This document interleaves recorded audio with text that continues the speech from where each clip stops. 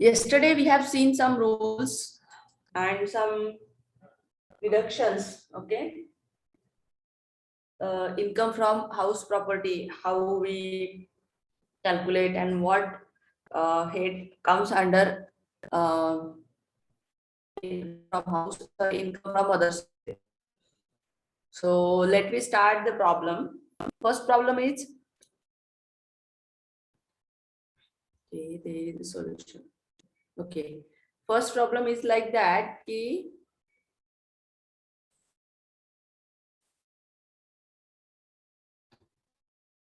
yes ki exercise explaining income tax provision relating to income from other source. Okay, so सबसे पहले हम calculate करेंगे dividends का problem. So dividend declared और distributed by an Indian company or by a mutual fund on its units or units of UTI are fully exempted. ठीक है. Then dividend in company and cooperative society are taxable. ये सब ध्यान में रखना, जैसे हमने कल देखा था, है ना. And collection charges on exempted dividend and interest on loan borrowed for investment in shares, ठीक है, whose dividends are totally exempted or not deductible. So let's see first problem with solution, that computation of income from other sources of Mr. Srinivas previous year 1819 and assessment year 1920. So the problem is given dividend from X Limited, a foreign company में उसके share थे तो उसको वहां से dividend मिला है. And dividend from cooperative society, Indian cooperative society से 3000 ऐसा उसको 43,000 का डिविडेंड मिला है, जो क्या है उसका इनकम फ्रॉम अदर सोर्सेस है. ठीक है, it comes income from other sources. Means ये ऐसा प्रॉब्लम भी है और अब इसको अगर सॉल्व करना है तो इस तरह से उसे सॉल्व भी करना है. अभी यहाँ पे जो इंडियन कंपनी से डिविडेंड मिला है वो क्या होगा, एग्जेम्प्ट होगा, क्योंकि वो कम है. कोऑपरेटिव सोसाइटी से मिला हुआ है, उसकी लिमिट है डिविडेंड की. ठीक है, तो वो क्या है, एग्जेम्प्टेड है. और फॉरेन कंपनी का जो डिविडेंड है वो क्या रहेगा, टैक्सेबल. ठीक है, dividend received from foreign company and cooperative society are taxable. मतलब फॉरेन कंपनी से जो मिला हुआ है वो टैक्सेबल रहेगा. ठीक है, क्योंकि फॉरेन का रूल क्या है भाई, तुम कहीं पे भी कमाओ लेकिन टैक्स पे करो. राइट. इंडिया में कैसा है कि 3000 ही मिला है उसको, क्योंकि यहाँ पे उसका अलग से रिटर्न जाएगा ना. अगर 50,000 अबव रहता तो उसे पे करना होता. डिविडेंड का भी लिमिट है, अगर आपको जो भी मिलता है तो उसका लिमिट है, उसमें वो एग्जेम्प्ट आएगा. सेकेंड प्रॉब्लम देखते हैं. Computation of income from other sources of mister Murugan for the year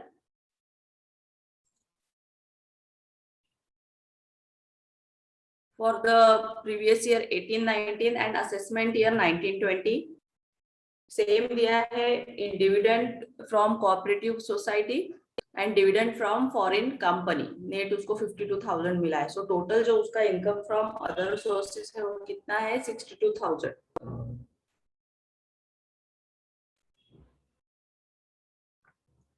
now कुछ नोट्स दिए हैं. Dividend from Indian companies and UTI are exempted, जो हमने सबसे पहले पढ़ा है. Then dividend from foreign companies and dividend from cooperative societies are only taxable because क्यों taxable रहेगा, क्योंकि वो foreign company का है. Dividend received from a foreign company is to be included net in income as there is no provision in the act under which the deduction of foreign tax is deemed to be income received.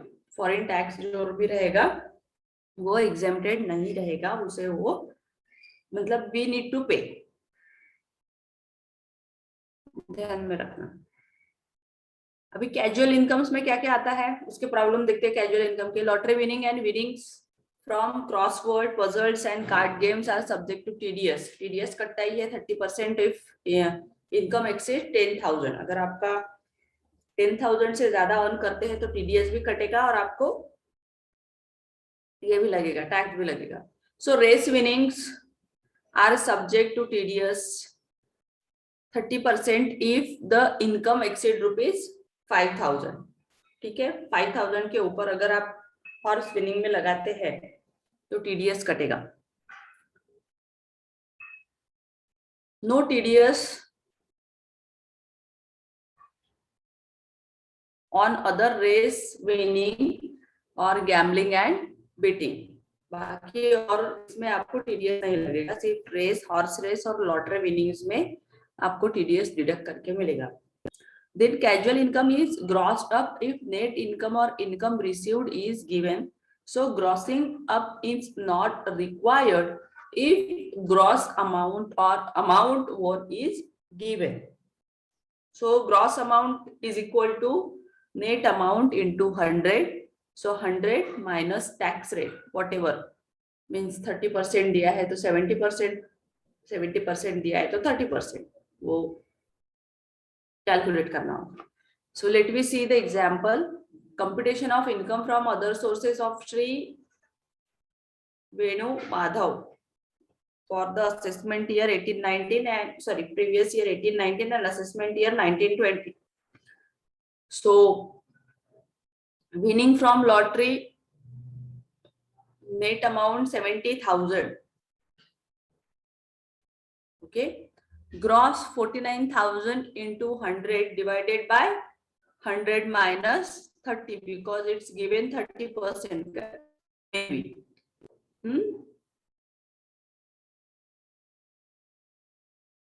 Yes.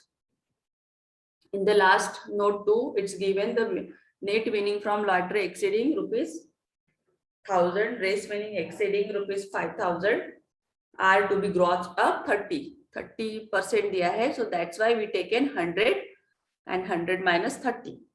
Okay. So let me calculate. Note number 1, grossing up is equal to net amount and इसका जो income from other sources है वो total 86,000 है। 70,000 from winning lottery and card winning में उसने 16,000 मिला है उसे। So let me calculate.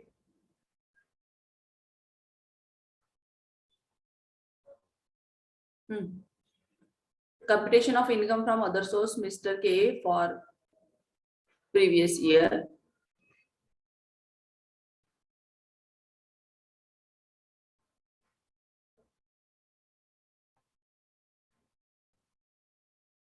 समझ में आया क्या ये प्रॉब्लम? बहुत ही इजी है, कुछ नहीं करना है इसमें।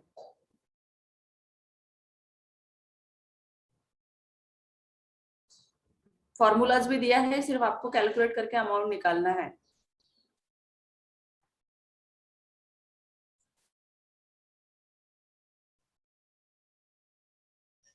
%30 टीडीएस डिडक्ट करना है बस। Yes, any doubt? No ma'am.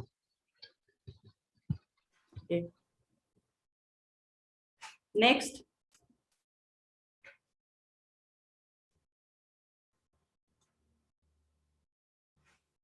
computation of income from other sources of Mr. K for previous year 18-19 and assessment year 19-20.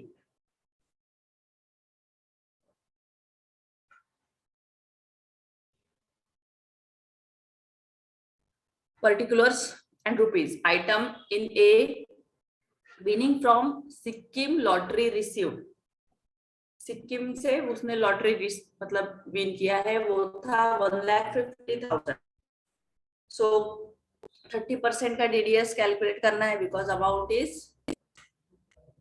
more than 50,000 और सॉरी मोर देन 10,000 और 5,000 के ऊपर है तो टीडीएस लगता है ना।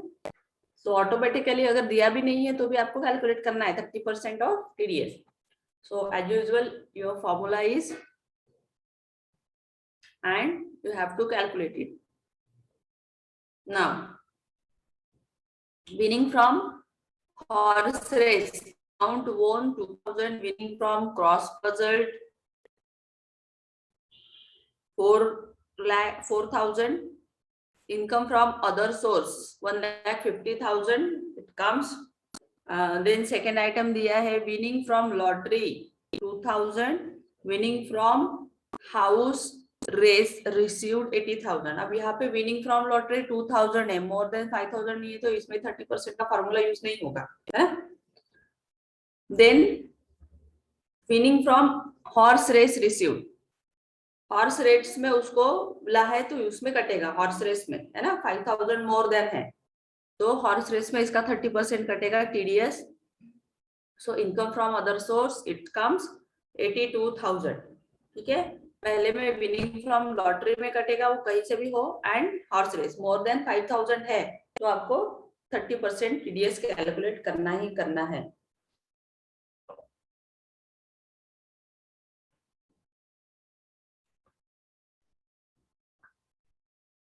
नेक्स्ट अब यहाँ पे दिया हुआ है first note since the word received is given grossing up is done. Second is TDS if lottery income does not exceed rupees 10,000 and race winning does not exceed rupees 50,000। 10,000 के ऊपर है तो कटेगा ही, लेस देन है तो नहीं कटेगा। Then fifth problem number 5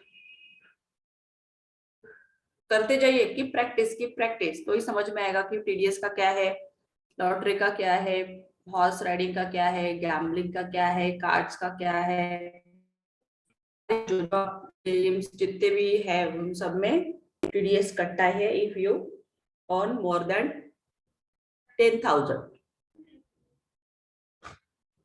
और मोर देन 5,000। फिफ्थ एक computation of income from other sources of previous year 1819 and 1920 particulars are winning from horse race 10,000, winning from lottery tickets 50,000, so income from other source is 60,000 and dividend from Indian company is exempted, so dividend received is assumed to be a Indian company's amount spent on lottery a ticket is to be ignored है ना। see tickets winning from lottery tickets it's not a big deal, okay। tickets तो हम different है but amount वोन करना बहुत ज्यादा जरूरी है तो इसमें कुछ भी नहीं आएगा। ठीक है, winning from horse race more than 10,000 नहीं है, 10,000 है तो टीडीएस नहीं आएगा। इन्होंने अलग अलग एग्जांपल्स दिए यहाँ पे। And winning from lottery tickets win हुआ है तो आपको उसमें टीडीएस नहीं कटेगा। आपने अगर लॉटरी जीती है तो आपको टीडीएस पे करना है।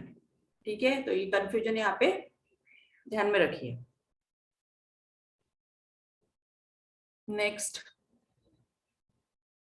computation of income other sources of Mr. A previous year 1819 1920 won gold from Punjab State Lottery, won gold from Punjab State Lottery 1 lakhs, prize money on horse race 10 lakh 1 lakh, minus expenditure incurred on maintenance their horses minus 1,60,000, minus में ही आएगा ना क्योंकि horse उसने 1 लाख में खरीदा और 1,60,000 का expenses आया तो loss on maintenance of horse 60,000। ठीक है, तो आपने कुछ भी अर्न नहीं किया, माइनस में गए है ना। सो हियर आपको दिया है dividend from Indian companies are exempted, so gold won from Punjab state lottery is casual income, okay. और हमारे यहाँ एग्जेम्पशन 1 लाख एंड अबव है इसलिए ये भी उसको एग्जेम्पशन मिला है। And expenses of maintenance of house can be set off against stake only and not against other income. ठीक है, अगर आप इसमें ऐसा भी ऑप्शन है, अगर आप कोई बिजनेस कर रहे हैं और उसमें लॉस है ना, स्टार्टिंग में जैसे इसने हॉर्स बनाया, हॉर्स जीता, है ना, या फिर हॉर्स की रेस में उसने पैसा जीता तो उसको 1 लाख मिला, लेकिन हॉर्स तो आ गया, लेकिन हॉर्स का मेंटेनेंस में उसको ज्यादा पैसा लग गया, तो वो लॉस में है, तो वो टैक्सेबल नहीं रहेगा। जो लॉस है उसको रिटर्न में दिखाना होगा, दैट इज नो। गोल्ड है तो वो तो इंडियन कंपनी का है, और हम पढ़ रहे हैं कि इंडियन कंपनी का जो भी है वो एग्जेम्प्टेड है, फॉरेन कंपनी का है वो टैक्सेबल है। Now next,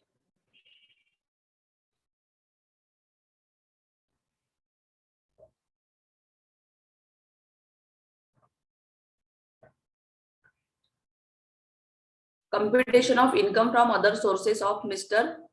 G. Bedi for previous year 18-19 and assessment year 19-20. Okay, so stake money earned by horse at Bombay 1,20,000 and stake money by horse from Bangalore it's 5 lakh. Okay, so total कितना हो गया 6,20,000. Now less expenses जो भी आया होगा, eight Bombay का 2,60,000 था और बैंगलोर का 4,30,000। ठीक है, तो ऐसा टोटल 6,90,000 का उनका एक्सपेंसेस ही था। कमाया तो 6,20,000 और गवाया 690, मतलब 70,000 का उनका ना तो कुछ अर्न करे और ना ही और गवाया सब कुछ। So loss from maintenance of horse carry forward for 4 years. So beating horse race Bombay received 56,000. So जो भी है तो उसमें हमें टीडीएस तो देना ही पड़ेगा, हॉर्स रेस है तो उसका अगर हम कैलकुलेट करते हैं तो यहाँ आता है 1,48,071। ठीक है, इनकम फ्रॉम अदर सोर्सेस फिर आता है आपका 1,48,071।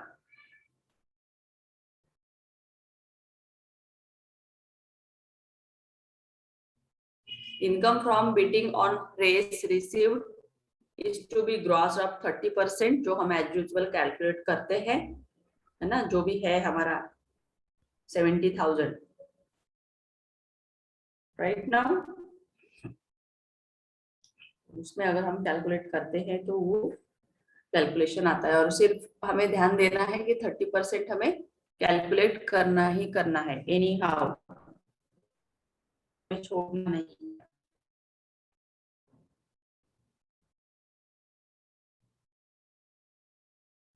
Next,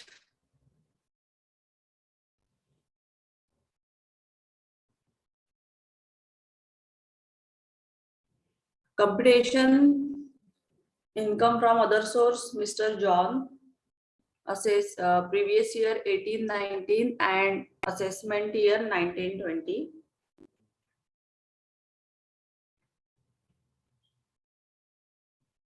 Stake money earned by horse at Hyderabad 2,40,000. Stake money earned by horse at Bangalore 1,80,000. Then total it comes 4,20,000.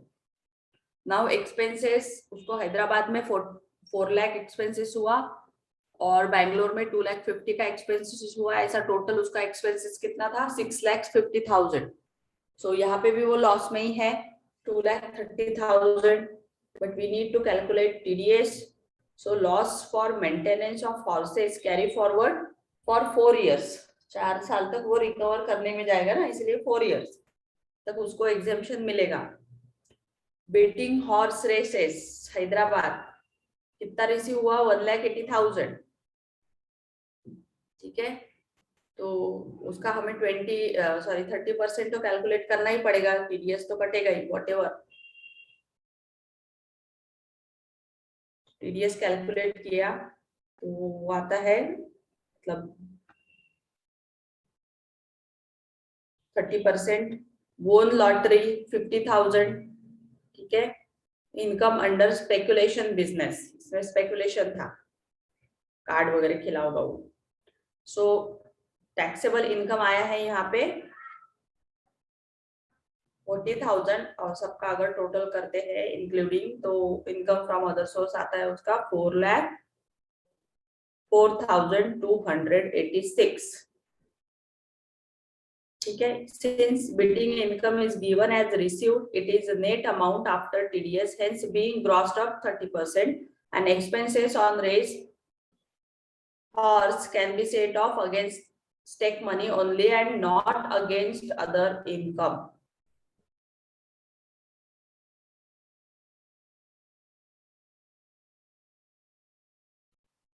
बहुत ही स्मॉल स्मॉल है ये, छोटे छोटे प्रॉब्लम्स प्रैक्टिस के लिए अच्छे हैं।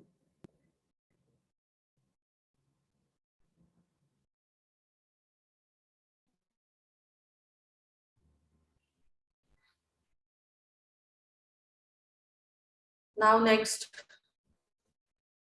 मिस्टर पाउल का प्रॉब्लम करते हैं। Family pension taxable previous year 18-19, ठीक है। फैमिली पेंशन का देखते हैं ये, and assessment year 19-20। Family pension received 2,000, okay. So 2,000 into 12, 24,000। Deductions, standard deduction जो भी है क्या आएगा, 1/3। हमने कल पढ़ा था ना, 1/3 पेंशन जो है वो क्या रहेगा, टैक्सेबल। सो 1/3 ऑफ पेंशन, 24,000 का 1/3 कैलकुलेट कितना आता है, 8,000। और लिमिट 15,000 की क्या है, लिमिट है एग्जेम्पशन की, ठीक है। तो विच एवर इज लेस, 8,000 की 16,000,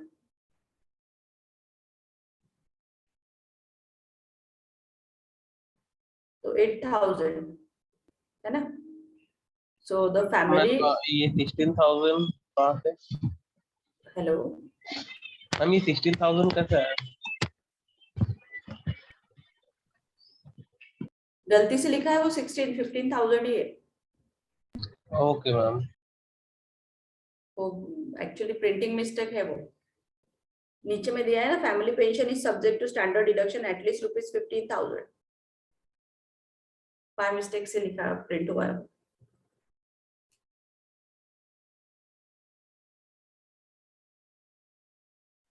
ठीक है, यस मैम।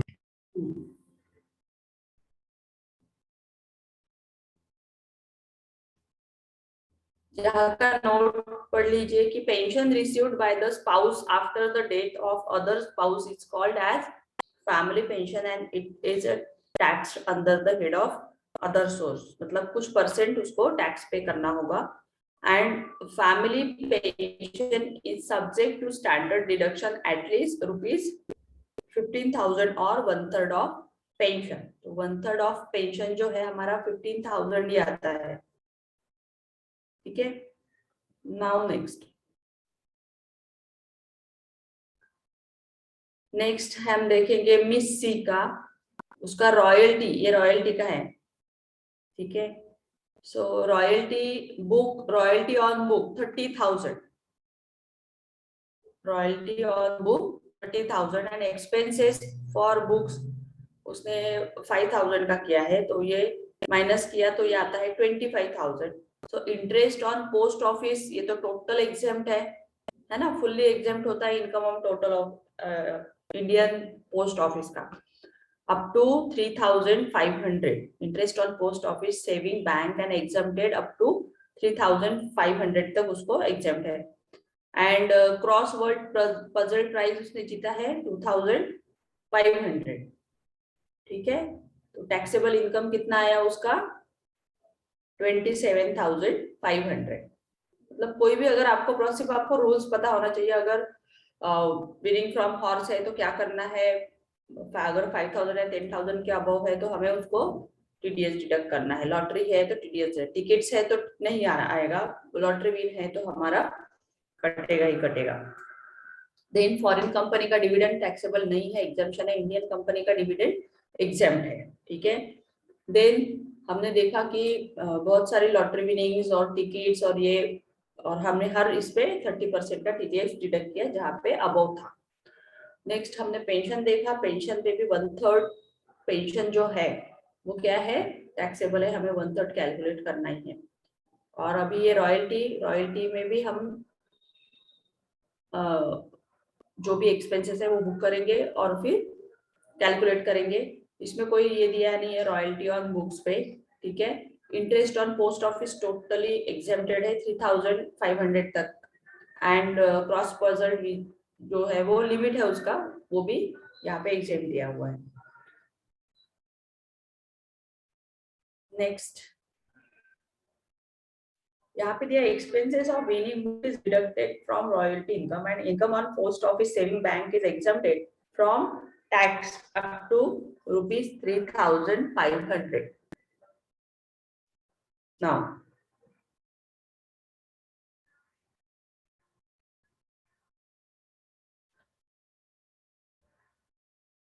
तिरुमति राजमनी, चलिए निकालिए तिरुमति राजमनी का क्या है। डायरेक्टर फीस कितना पे किया है उसने, 20,000, ठीक है। And income from bank 6,000।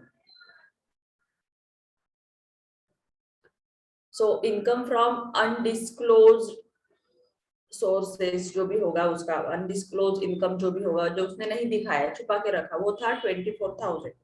And ground rent था उसका 6,000, तो उसका इनकम फ्रॉम अदर सोर्स आता है 50,600, ठीक है।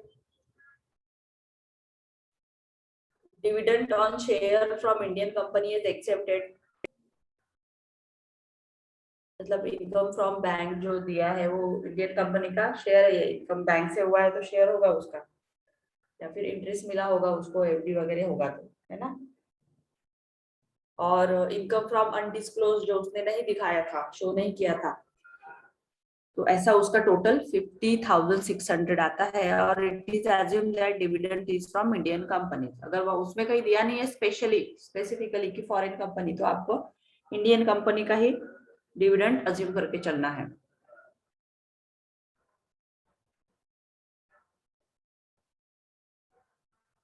एक इंटरेस्ट का भी है, इंटरेस्ट का प्रॉब्लम है। Interest on investment with a company 10,000 rupees.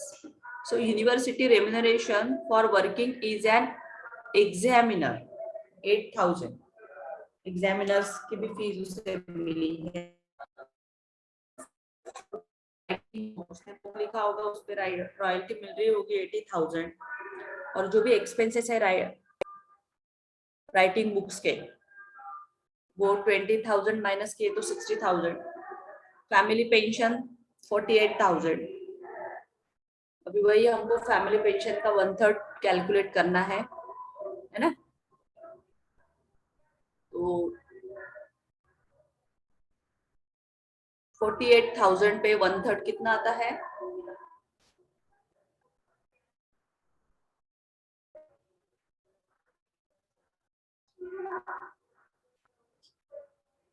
कितना आता है 48,000 पे 16,000।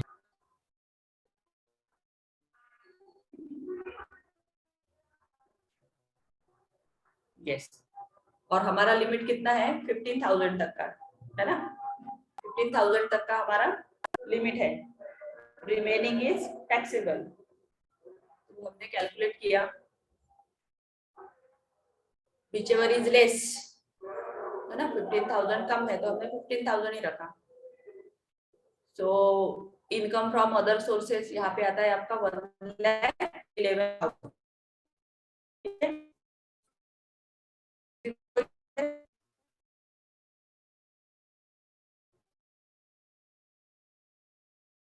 मतलब इनकम फ्रॉम सोर्स में आउट ऑफ सोर्स है, बट सब सोर्सेस आर टैक्सेबल, और लेकिन लिमिट्स में, everyone has their limits, okay, every expenses, every incomes, whatever we earn, सो हर एक का लिमिट्स है. Yes, now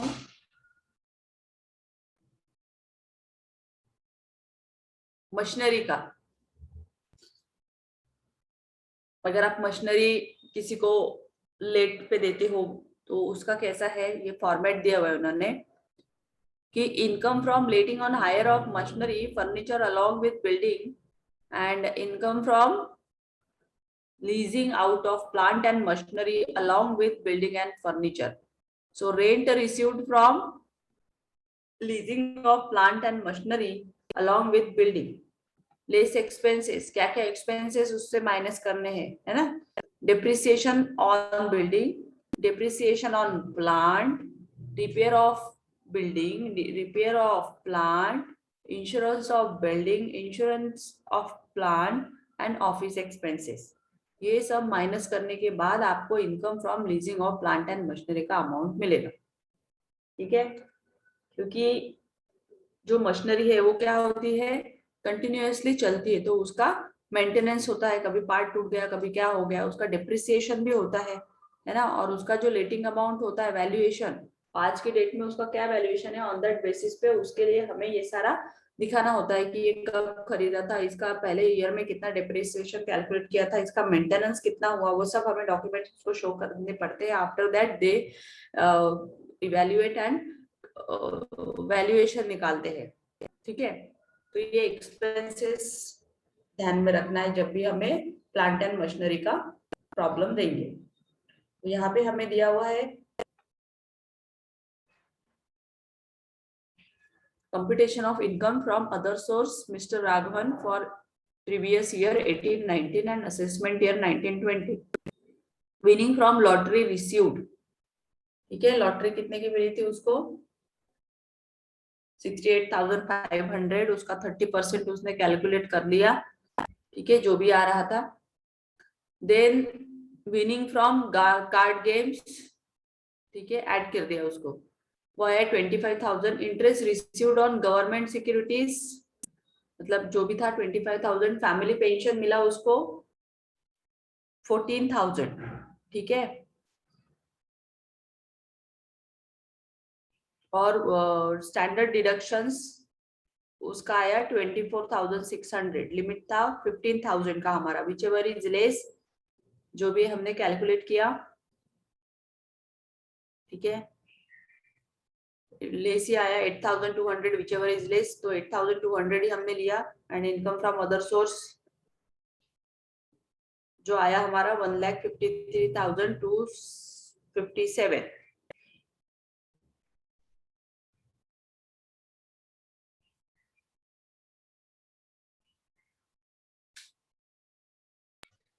ma'am hmm, ma'am 1/3 of pension, यहाँ पे 24,600 का 1/3 लिया है उसमें, पर फैमिली पेंशन तो 14,000 है ना. हाँ, तो हमारा 14,000 नहीं होगा, वो फैमिली पर्सन दिया हुआ है, पेंशन नहीं है. Okay okay ma'am, sorry sorry.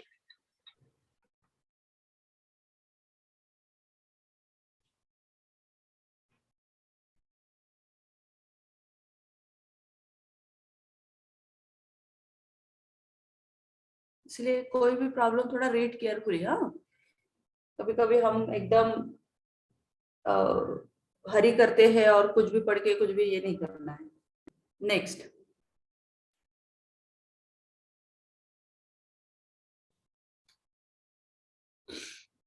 Rules वही है. Next, computation of income from other source. चलिए, यहाँ पे मशीनरी का दिया हुआ है. Mister Shekhar for assessment year and previous year दोनों भी दिया है. चलो, receipt from letting of plant and machinery कितना, 10,000. Insurance premium in plant and machine 500. Depreciation 1,000. Repair on plants and machinery 300. ठीक है, सो ये सब माइनस किया तो कितना आता है आपका, 8,200. ओके, तो ये आपका हुआ इनकम फ्रॉम अदर सोर्स. जो दिया है वही माइनस करेंगे ना. अपने मन से नहीं करेंगे, क्योंकि हमें तो उसका अमाउंट भी लगेगा। तो हमने जो फॉर्मेट दिया था उसमें हमें बोला था कि मेंटेनेंस का वगैरह लेना है, तो यहाँ पे दिया था, जो दिया है वो हमने लिया।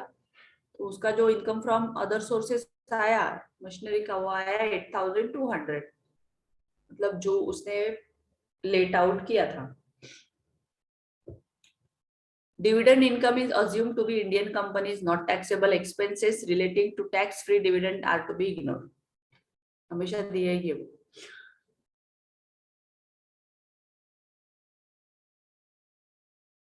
ये वाला एक देखते हैं, income from other source given 1819 assessment year 1920 का, rent from plating out of building with plant and machinery 2,500। तो मंथली दिया हुआ है, तो उसको एनुअली कैलकुलेट किया इन्होंने, ठीक है।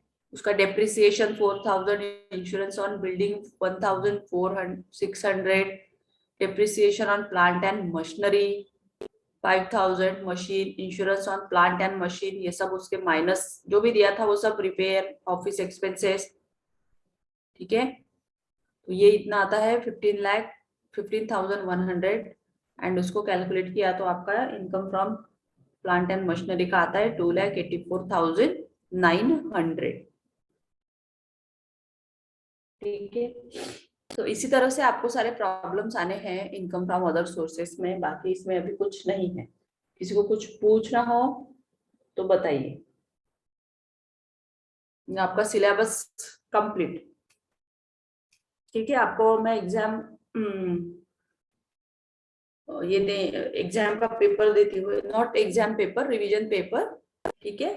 मतलब 2 पेपर दूंगी, एक income from house property and उसमें कैपिटल गेन, और ये अदर वाला, ठीक है। या तो फिर एक ही पेपर दे दूंगी आपको, वो आपके फाइल्स में या कॉपी में लिखना है। आप सीसीज में भी लिख के मुझे बताएंगे, जैसे आपने अभी सीसीज लिखना चालू किए होगे ना, सबके चालू किए कि नहीं किए, कि हो गए सबके? हो गया मैम। अरे वाह, वेरी गुड। तो इसका भी जो भी मैंने पेपर दिए हुए हैं उसे आपको सॉर्ट आउट करना है, ठीक है। Yes ma'am. एंड मैम ये पीडीएफ भी आप शेयर कर दीजिएगा। हाँ हाँ, सब सब मिल जाएगा, ओके। ठीक है। ये भी देख लीजिए, इंटरेस्ट और डिबेंचर्स वाला।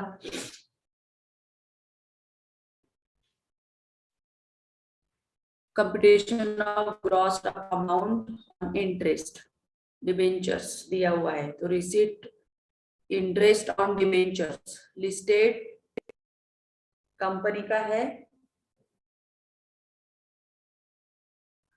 5,100, ठीक है। तो 10% टैक्स रेट होता ही है डिबेंचर्स पे। डिबेंचर्स पे always deduction of 10%, so net interest on debenture is to be gross of 10% tax rate. So since interest received is after TDS, it's grossed up, ठीक है। तो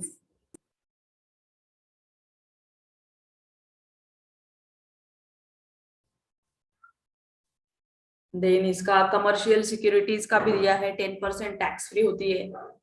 इतना तो नहीं पूछेंगे, लेकिन फिर भी नॉलेज के लिए आप रखिए,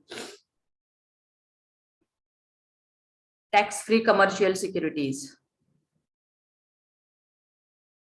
मैं आज आपको सारी पीपीटीज और ये भी दे दूंगी सर को बोल के, और पेपर्स भी दे देती हूँ, ठीक है। Yes ma'am. Yeah okay, so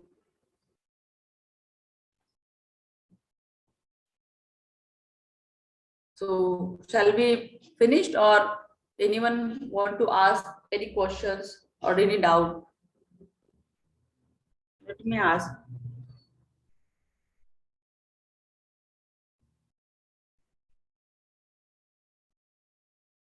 Yes, anyone? No ma'am, no doubt. Okay. Okay, then thank you. Okay ma'am, thank you. Thank you, ma'am. Yeah. Thank you.